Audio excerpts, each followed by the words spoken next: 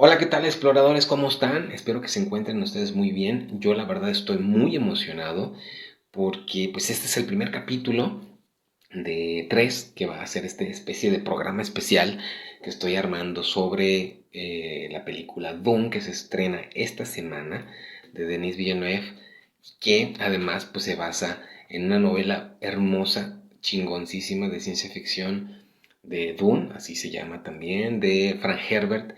Así que dije, vamos a armar algo en este capítulo. Voy a hablar sobre Frank Herbert, el autor, cómo llegó a escribir Duna, qué significa Duna, de qué trata Dune y bueno, ideas por ahí sueltas que yo tengo, opiniones personales. El segundo capítulo voy a hablar sobre el universo fallido de Dune, cuánta gente se quiso crear o hacer filmaciones, hacer cortometrajes, hacer películas bien hechas y cuáles sí se hicieron y fueron un rotundo fracaso. Entonces, el segundo video es el universo fallido de Dune y el tercero, me voy a ir al cine. Voy a ir tras 2 años de no pararme en una sala de cine por la pandemia. Voy a regresar. ¿Y de qué manera voy a regresar? Voy a regresar a ver Dune de Denis Villeneuve. Entonces, pues ahí te voy a estar platicando cómo estuvo, voy a irme, voy a estar platicando con ustedes algunas ideas de tanto de la novela como de la película, como cuestiones de ciencia. Mientras espero, hago cola, hago fila para poder entrar a ver esta chingonería que yo he estado investigando en muchos portales de cine y de la gente que la ha visto, sobre todo se trata de prensa o personas que tienen canales de cine especializados en cuestiones de cine y de ciencia ficción, cuando las han visto que han sido invitados por los productores, la verdad, todos de manera unánime dicen es una chingonería. Entonces estoy doble o triple o cuádruple de emocionado por esto. Bien, empezamos por conocer quién es el autor de Dune, de esta novela de ciencia ficción, pues Frank Herbert, norteamericano. Él nace en 1920 en Tacoma, Washington, y muere en 1986 en Wisconsin.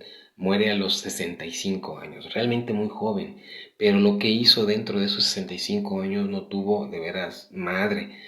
Escribió, se atrevió a escribir la mejor novela de ciencia ficción que se ha escrito en la historia de la literatura del género.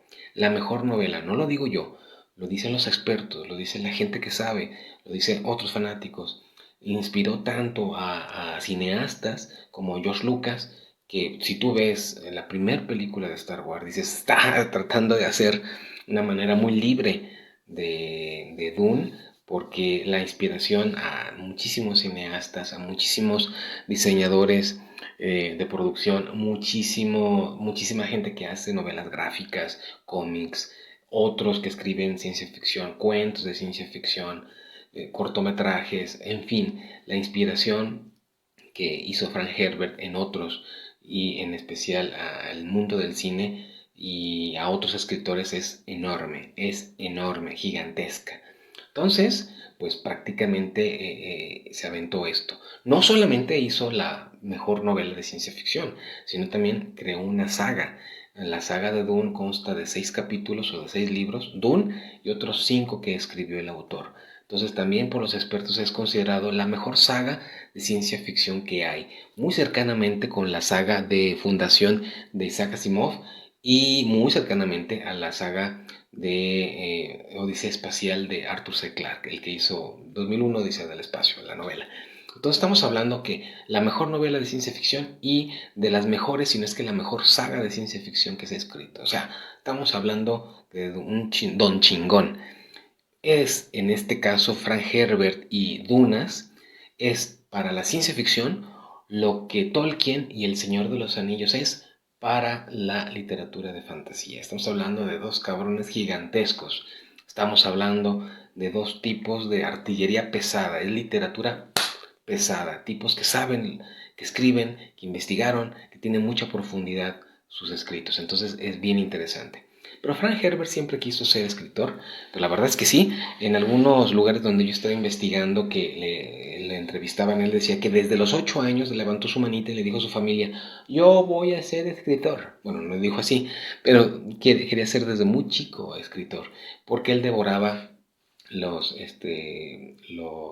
libritos pulp sobre ciencia ficción y demás. Entonces, él, pues desde muy chico sabía que quería escribir y sobre todo quería escribir ciencia ficción desde muy pequeño. Y ahí quiero hacer una pequeña paréntesis porque quiero hablarte rápidamente, voy a tratarlo en otro video, pero hay como una idea equivocada de la gente en que piensa que las novelas de ciencia ficción son novelas para niños, o sea, es literatura infantil y están equivocadísimos.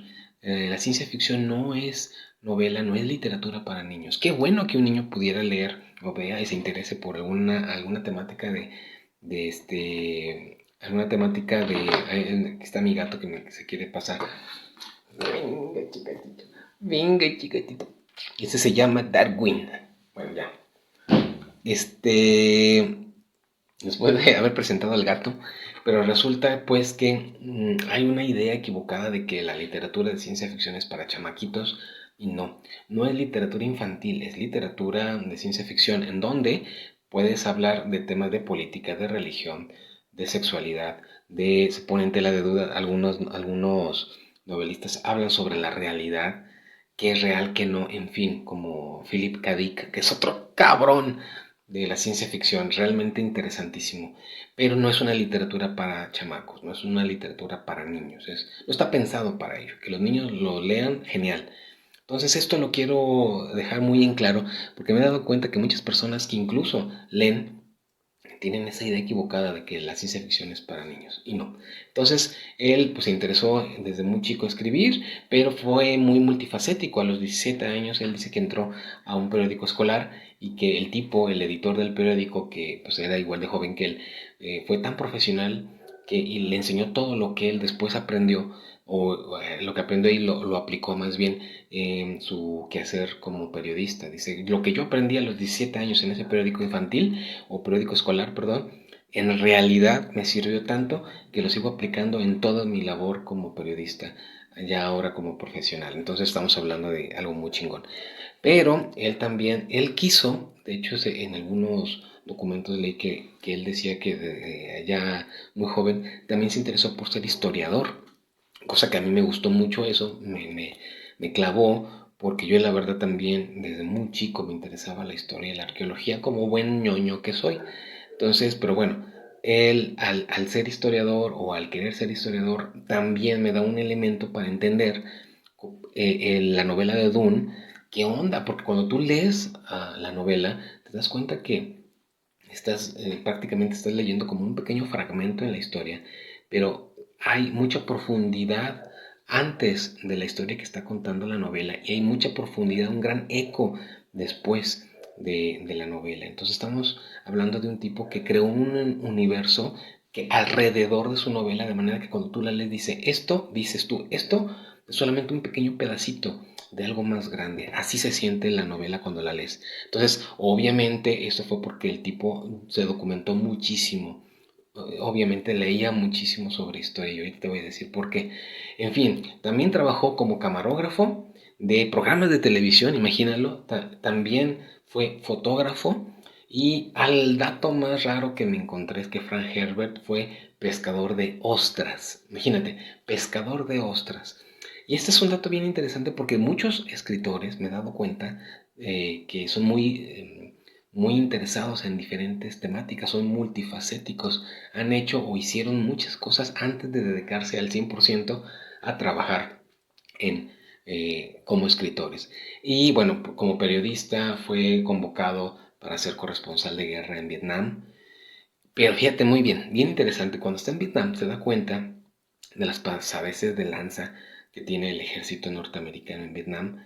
Entonces él trata de documentarlos y publicar la otra cara, o sea, lo que los Estados Unidos estaba haciendo mal en la guerra de Vietnam, las cosas turbias, las cosas pues, que no salen a la luz y que otros corresponsales no decían.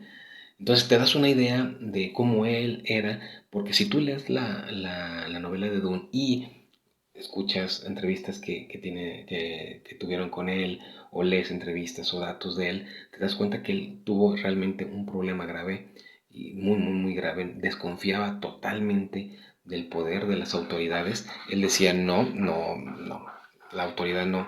Él decía Él decía que, por ejemplo, si uno se equivoca, si uno se equivoca en algo en tu vida, pues afectas a la gente muy relacionada de tu casa, a lo mejor tu familia, tus amigos, la gente más cercana a ti, pero porque eres una persona que tal vez no tenga más impacto. ¿Qué pasa cuando eres un líder?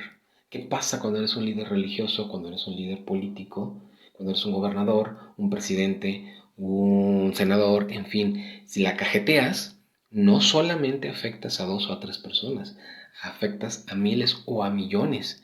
Entonces él tenía serias dudas de lo correcto y de lo inteligente que podría ser el darle tanto poder a una sola persona o a pocas personas, como líderes religiosos, políticos, sociales y demás. Entonces, interesante porque siempre la crítica hacia el poder absoluto estuvo presente en sus obras y se ve reflejada en la novela de Dune.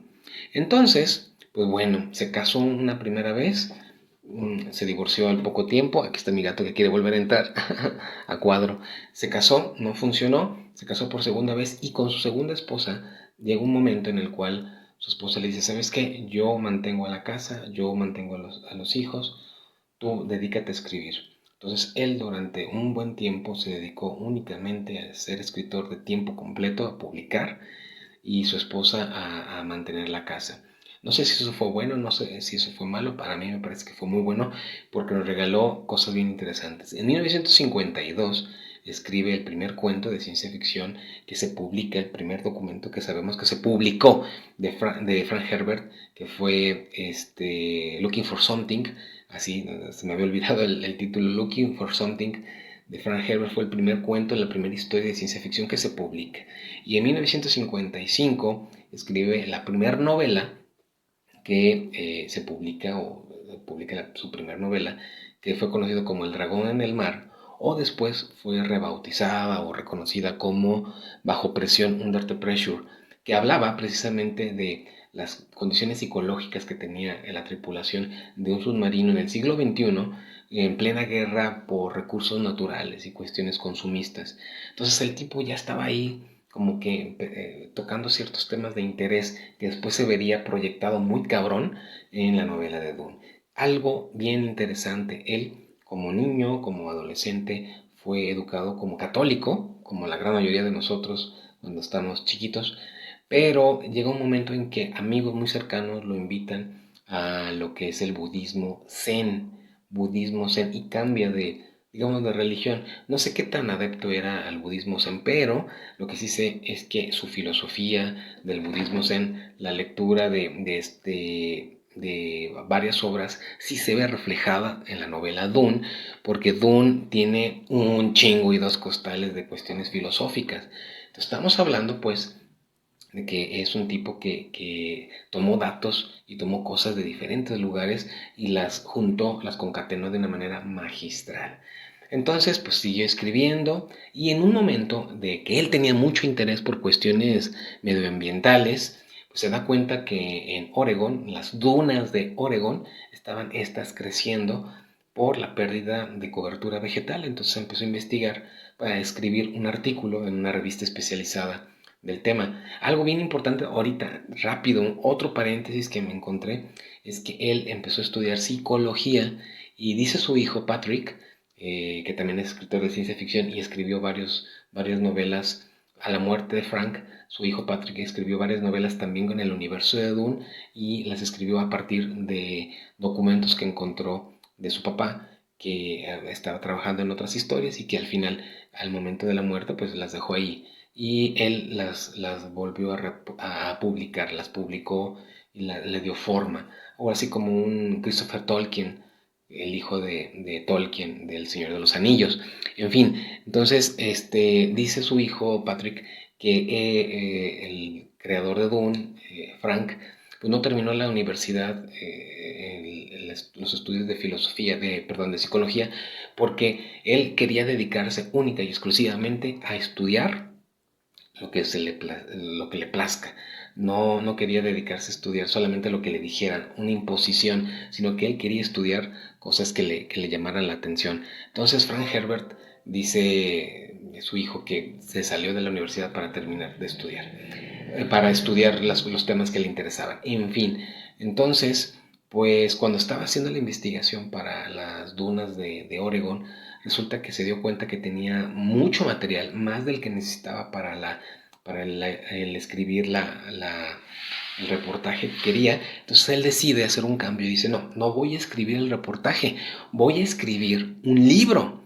Y entonces el señor se dedica por 6 años a escribir Dune. Nada más ni nada menos a escribir Dune por 6 años de su vida dedicado a escribir esta chingonería de obra, y pues con razón, porque le dedicó mucho tiempo. Pero el mismo Frank Herbert dice que para poder escribir esto tuvo que consultar mucha información y leyó cerca de 200 libros que de alguna u otra manera le inspiraron, le ayudaron a crear el universo de Dune. Entonces obviamente leyó filosofía, historia, política, economía, biología, en fin. O sea, por eso cuando tú lees Dune dices, este cabrón, ¿qué rollo? Porque tiene diferentes temáticas la novela. Está hablando de política, está hablando de ciencia, está hablando de ecología planetaria, está hablando de filosofía, está hablando de un montón de cosas bien interesantes. Entonces, Frank Herbert, pues sí, escribió esta obra de manera magistral. Él publica algunos tomos de sus historias en los libritos pulp de ciencia ficción, pero lo interesante es que él obviamente se dio cuenta que la única manera de trascender era escribir una novela, o más bien que se publicara como un libro. Entonces él hace 2 libros, de su historia era tan grande que hace 2 libros y toca la puerta de 20 editoriales y las 20 editoriales le dicen no, le dicen él, nada, no te vamos a publicar, tu novela está muy sacada de onda, no nos sirve, no gusta, no va a ser comercialmente rentable. Incluso el mismo Frank Herbert dice que un editor le dice, ¿sabes qué? Creo que estoy cometiendo un error por no publicar tu novela, pero no la voy a hacer. Entonces, de manera profética, efectivamente estaba diciéndose a sí mismo este tipo que era un error, y sí fue un error, porque ya ahorita te voy a platicar. Entonces, resulta y resalta que Frank Herbert empezó pues a desilusionarse hasta que tocó las puertas de un editorial que se llama Chilton Book Company, que se especializaba, fíjate muy bien, en publicar tomos o libritos sobre mecánica automotriz. O sea, este editorial se dedicaba a escribir cositas sobre los motores de los coches, ¿no? Mecánica automotriz. Y al leerlo, dicen estos güeyes, no manches, sí te lo publico, viejo. Claro que te lo publico. Por favor, le adelantaron, de hecho le adelantaron $7,500 de aquella época y le dijeron, vas, 1965, $7,500 de 1965, ahí va, para que le des una arregladota a la historia, porque pues obviamente Frank Herbert no podía publicar 2 libros, así que lo que hace es reestructurar su obra de manera que esos 2 tomos se convirtieron en uno, y eso es Dune, eso es la novela de Dune. Ahora ahí te va el dato chingón, bien interesante. En el primer año de la publicación de Dune, vendió 12 millones de ejemplares. 12 millones de ejemplares. Entonces el tipo que le dijo a Frank Herbert que iba a cometer un error, que él sentía que estaba cometiendo un error, ay, perdón, ya se estaba parando esto, perdón, que el editor que le estaba diciendo a Frank Herbert, creo que estoy cometiendo un error. Pues efectivamente, cabrón, cometiste un grave error porque fue un éxito comercial, ganó mucha lana, la gente unánimemente dijo, no mames, qué novelón. No solamente se quedó en la cuestión económica, en ese año, en 1965, gana el premio Nebula, y en 1966 gana el premio Hugo, los 2 premios, las 2 premiaciones más importantes en temas de ciencia ficción que hay. Entonces, una novela, un cuento que gana el premio Nebula y el premio Hugo, los dos, dicen, no, es como si hubiera ganado el Oscar y los Globos de Oro y todo lo que se encuentra si se tratara de una película. Entonces, pues ganó, fue éxito comercial, fue éxito en los fanáticos que se vieron encantados de la obra de Frank Herbert, fue éxito para otros escritores de ciencia ficción que dijeron, no mames, estamos ante una obra de poquísima madre. Ahora, ¿por qué es tan buena? Tú te preguntarás si no la has leído, ¿por qué es tan buena? Pues lo que te dije hace unos minutos, habla sobre cuestiones políticas de una manera magistral. Si tú la lees con el interés de cómo se manejan las cuestiones políticas en esta manera o en este universo inventado de Frank Herbert, funciona. Si lo ves como una obra filosófica, ¡ta madre! Funciona muy bien. Si tú lo ves o la lees como un tema relacionado con ecología planetaria, puta madre, funciona muy bien. Si tú la ves o la lees como un tema relacionado con ciencia ficción o como conciencia nada más, puta madre, funciona y funciona muy bien. Entonces, el tipo se ve en su obra que le dedicó tanto tiempo de investigación y tanto tiempo de escritura para crear esto que se llama Dune, una chingonería. ¿De qué trata Dune? Rápidamente, y digo rápidamente porque si tú te metes a otros canales vas a encontrar un montón de información y está correcta. La realidad es que hay mucha gente que ha escrito o que ha publicado o que hace videos sobre Dune porque efectivamente, pues no, yo no encontré el hilo negro. Realmente es algo bien interesante y que mucha gente le ha dedicado horas, horas, horas al análisis de la novela y a lo que nos trataba de demostrar Frank Herbert.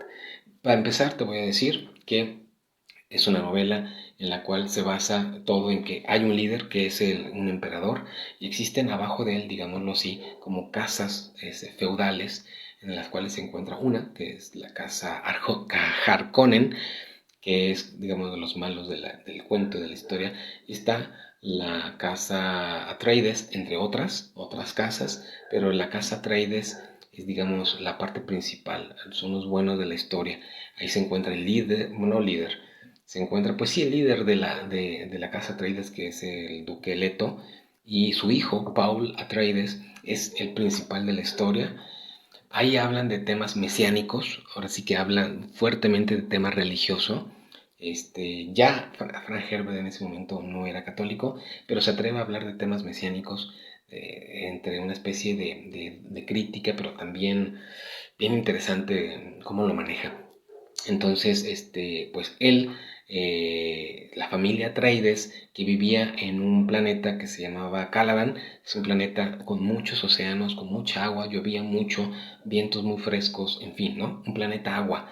Pues son obligados, por así decirlo, por el emperador a trasladarse a otro planeta llamado Arrakis, que mejor conocido como Dune. Y Arrakis es importante políticamente hablando y económicamente porque ahí hay una sustancia llamada melange, bueno, o melange o melange, la especia, que también lo conocen así dentro de la obra, y que tiene muchas funciones. Esta sustancia permite, por ejemplo, los viajes interplanetarios, ¿no? También, si lo consumen las personas, aumenta la longevidad de la persona, lo hace más fuerte. Si tiene capacidades mentales altas, con el consumo del melange se hacen mucho más inteligentes. En fin, es una droga, pero que también sirve para las cuestiones interplanetarias. Y ahí es bien interesante porque obviamente recuerda que en los siglos XVII, siglo XVI, XVII, XVIII, el comercio,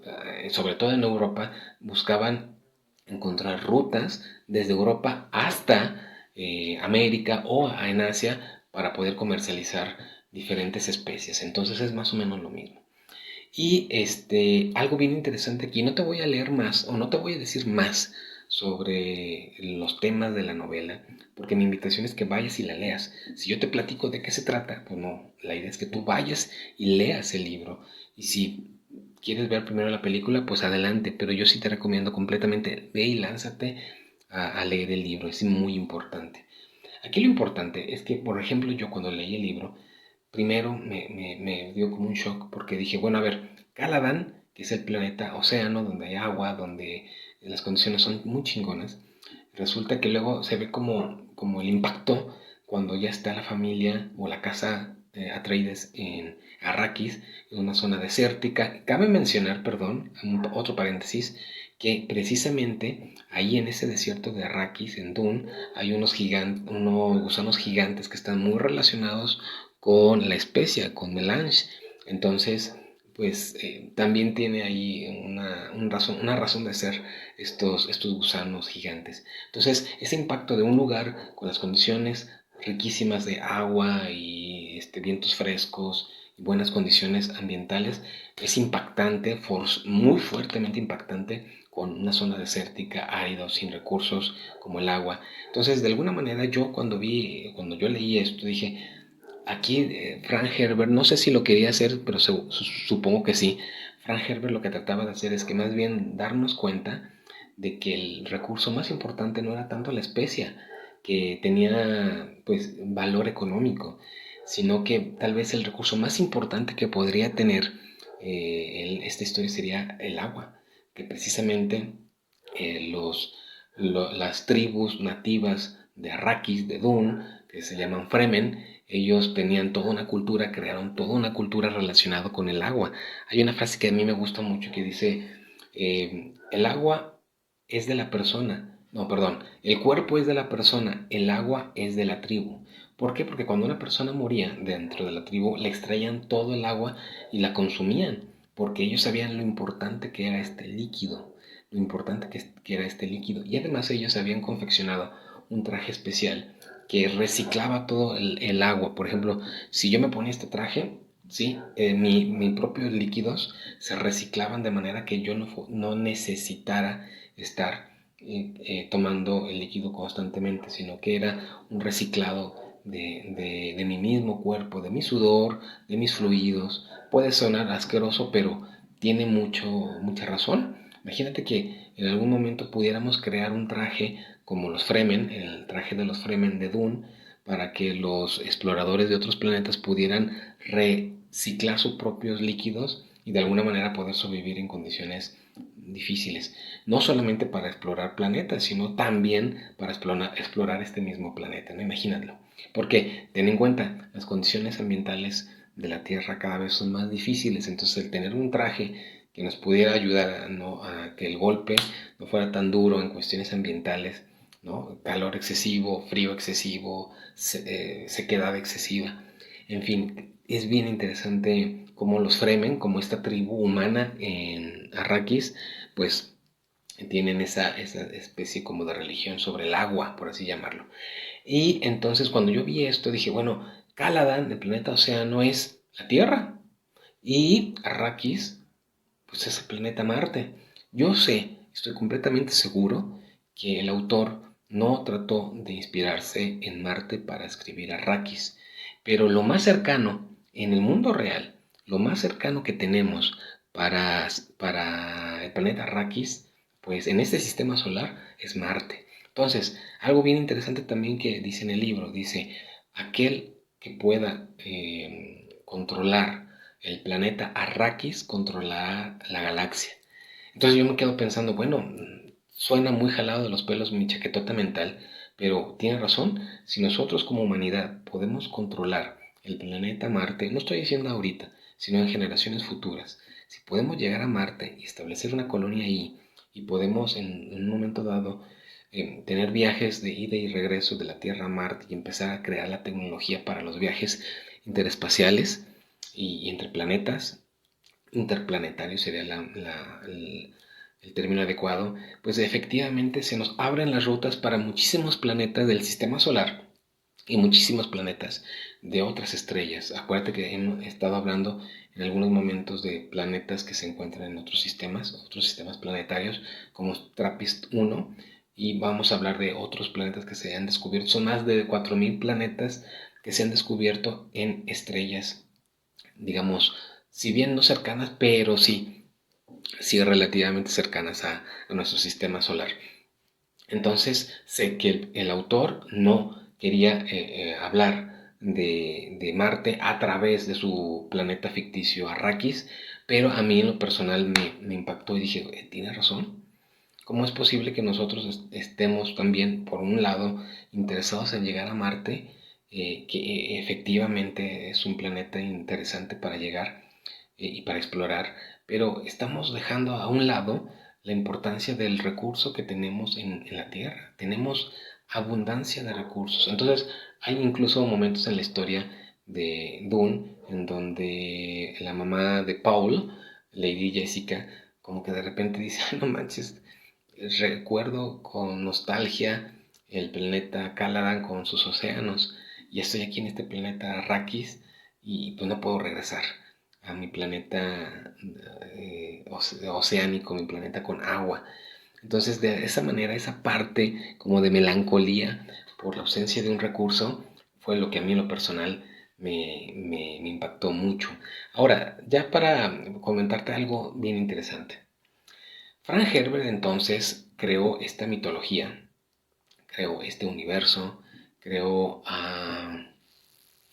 creó algo que está más allá de una simple novela de entretenimiento. Pero sin embargo, en numerosas ocasiones le preguntaban a Frank si él estaba consciente que había creado una obra pues filosófica, científica, metafórica, psicoanalista, muy compleja, si él estaba consciente de ello. Y él dice, mira, yo honestamente le escribí, estoy consciente que me inspiré en muchos temas, pero también estoy consciente que yo escribí una obra de entretenimiento. Yo escribí una obra para entretener. Y eso me parece un comentario bien interesante porque efectivamente el entretenimiento no tiene que estar peleado con la profundidad, o sea, la forma no debe de estar peleado con el fondo. Definitivamente no. Ay, disculpen que se está escuchando ahí una sirena de un coche. Ni modo, ¿qué podemos hacer? Hay seres humanos aquí cerca, y gatos, y perros. Entonces, efectivamente, qué chingón el escribir algo que tenga forma y que tenga fondo. Entonces es una obra magistral porque te enseña, aprendes, conoces.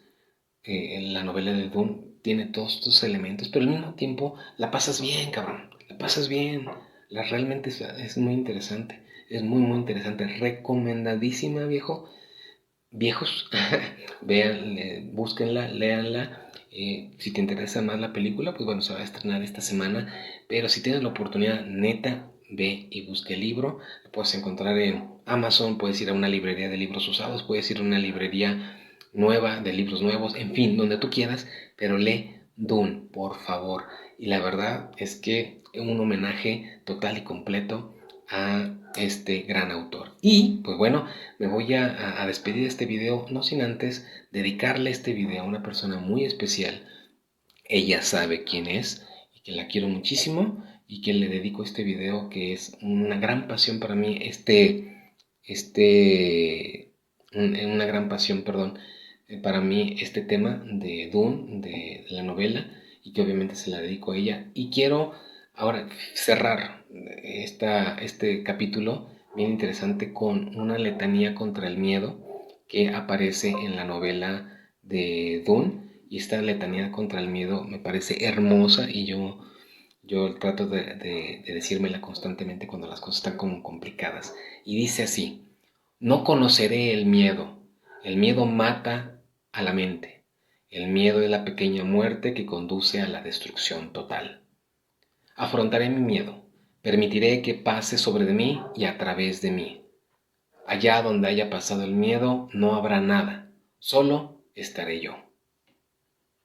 Seguimos explorando.